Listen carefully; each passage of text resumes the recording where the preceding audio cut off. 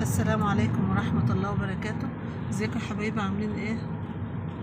اللهم صل وسلم على رسول الله عليه افضل الصلاة والسلام. طبعا أنا النهاردة كده يومكم ان شاء الله، صباحكم جميل بإذن الله.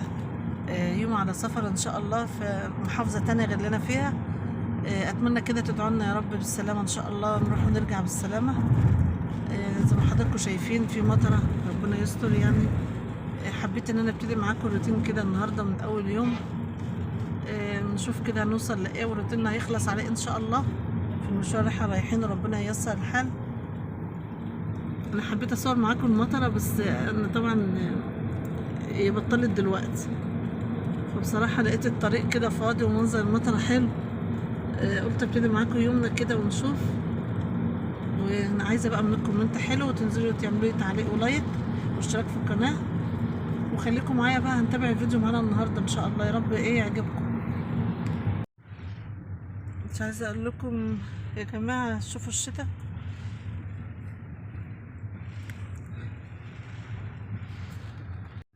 الجو بيمطر جامد يا جماعه هنا. يا رب يفرجها عن الناس كلها يا رب. خير، المطر كله خير طبعا. بس مش عايزه اقول لكم منظر الشتاء، يعني كانت متقله جامد دلوقتي. تشوفوا بصوا الشتاء عامل ازاي، كله خير من عند ربنا طبعا. ادعوا يا جماعه، اللي في نفسه في اي حاجه يدعيها، ممكن ربنا يستجاب ويفرجها على امته يا رب، ويعودها عليكم كده بالخير والصحه والبركه على الناس كلها. دلوقتي حبايبي احنا جينا من السفر بقى، قلنا ايه المشوار احنا رحناه. طبعا الجو مطر جامد النهارده، قلنا نعمل بقى ان شاء الله كده ايه حاجه سريعه. فالعيال قالوا لي يا ماما يلا صينيه بشاميل في الساعه دي كلها، فجيت بسرعه حضرنا صينيتين. طبعا ما لحقتش اعمل معاكم الخطوات، يا دوبك طلعتوها مهمات من الفرن، بنقطع معاكم واحده وتشوفوها مع بعض. بسم الله ما شاء الله، مش عايزه اقول لكم يعني هي ما خدتش وقت، لان انا كنت معصجه اللحمه وسايباها تحت اي ظرف. وهو حط لكم الوصفه في الطريقه برده، في طريقه في الوصف. انا قبل كده عاملاها معاك كده، قطعنا اهوت. بسم الله ما شاء الله، طلعتها من الفرن. شوفوا ما شاء الله يعني تدفي الدفي يعني. فبرضو الولاد عايزين بقى يقولوا لي حضري لنا صينيه ايه، حضري لنا بيتزا العشاء يا ماما. طب ما نكتفي كده وخلاص. فانا برضو هخلص معاكم فاقطعها وابتدي اعمل لهم صينيه سريعه كده ايه، بيتزا يتعشوا بيها. وخلونا مع بعض كده ايه، مع بعض نكمل الفيديو. وده طبقنا الجميل اهوت، يا رب يعجبكم. طبعا غرفتها سخنه، ما استنيتش اما تبرد.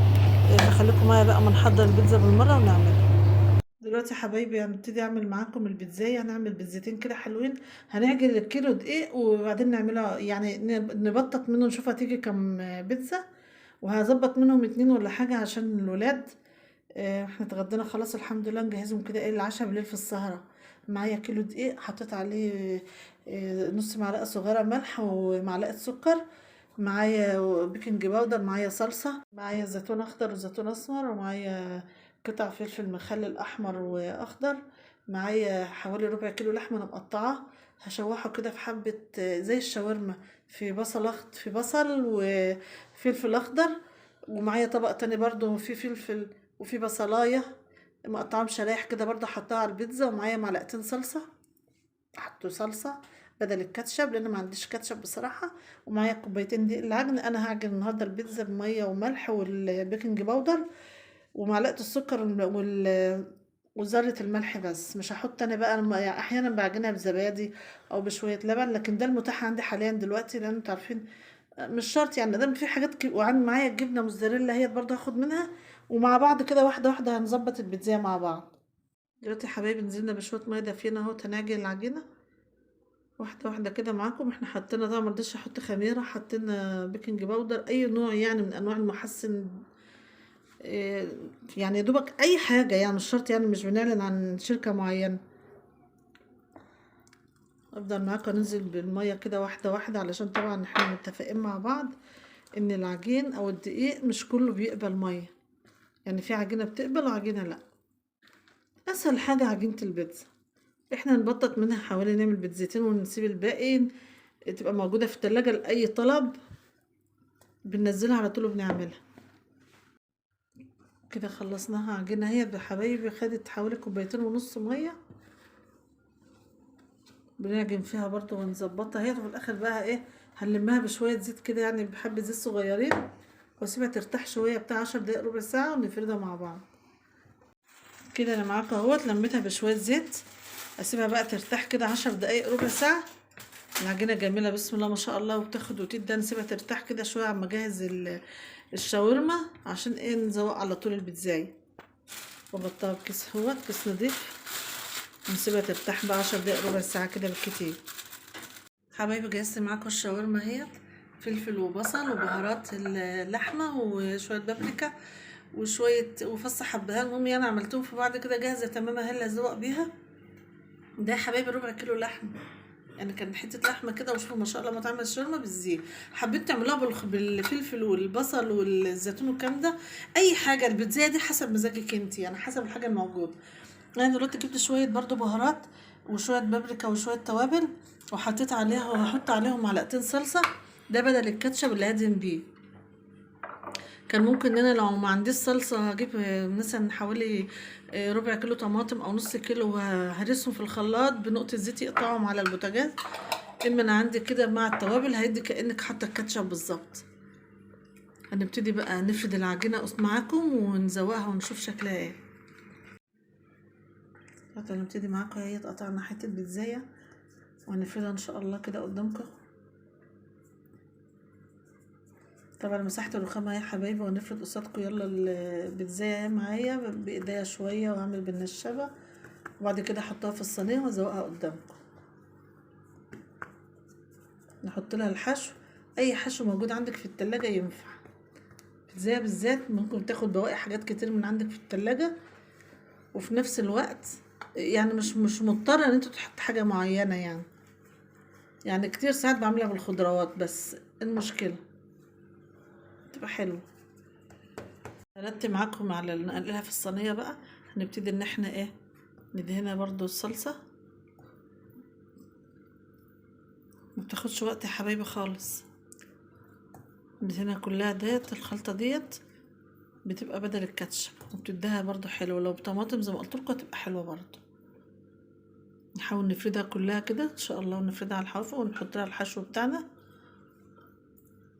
العجينه معايا حبايبي انا هعمل منها هيت، يعني خدت منها كوره لبيتزايه، هعمل كمان واحده وهيتبقى عنهم كورتين كده في ورق، في يا اما ورق استرتش يا اما بكيس. المهم يعني الفها وعينها في الفريزر، وما اجي استعملها انزلها قبلها بيوم كده اعرفها هتفك معايا وابططها عادي، تبقى جاهزه تحت اي حاجه يعني على طول في ثانيه.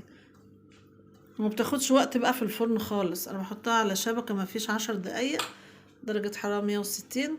لو انا احتجت الشوايه دقيقتين بحتاجتها، ما احتاجتهاش خلاص. هبتدي بقى ان انا احط شويه بقى شاورما اللي انا حطاهم دولت اللي انا عملتهم. وزي ما اتفقنا مع بعض الموجود يقضي في اي حاجه، وكده يبقى برضو راضينا الولاد وبألف هنا والشفا اللي ياكل. وانا زي ما اتفقت معاكم بقى احنا بندلعهم يومين الاجازه دولت. اي نعم يعني بتوع الدايت برضو هيدوقوا مش مشكله، بس يلا مش مشكله عشان يبقوا ايه الجو زي ما انتم شايفينه برد، وقدام الحاجه متاحه عندنا مش مشكله، منحرمش ولادنا من حاجه.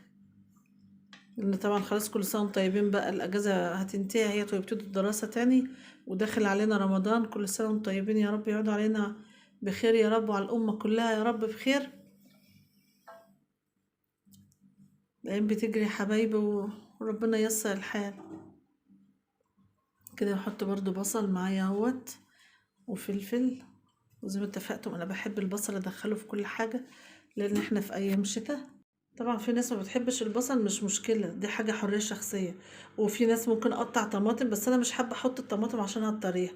ان حبيت قوي يعني ممكن اشيل قلبها واقطعها حلقان كده واحط ايه عادي.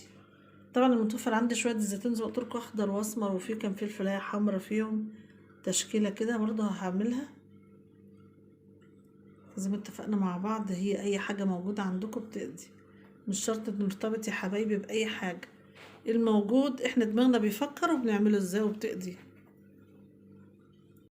دلوقتي بقى احط شويه الجبنه دول اخر حاجه اهيت. هو المفروض ادخلها الفرن شويه وارجع اخرجها واحط الجبنه، عشان بس ما هي عامه كلها على بعض كده مش تاخد 10 دقايق في الفرن، فهحط كل مره واحده وادخلها بقى واخلص، لان انا سقعانه والجو برد.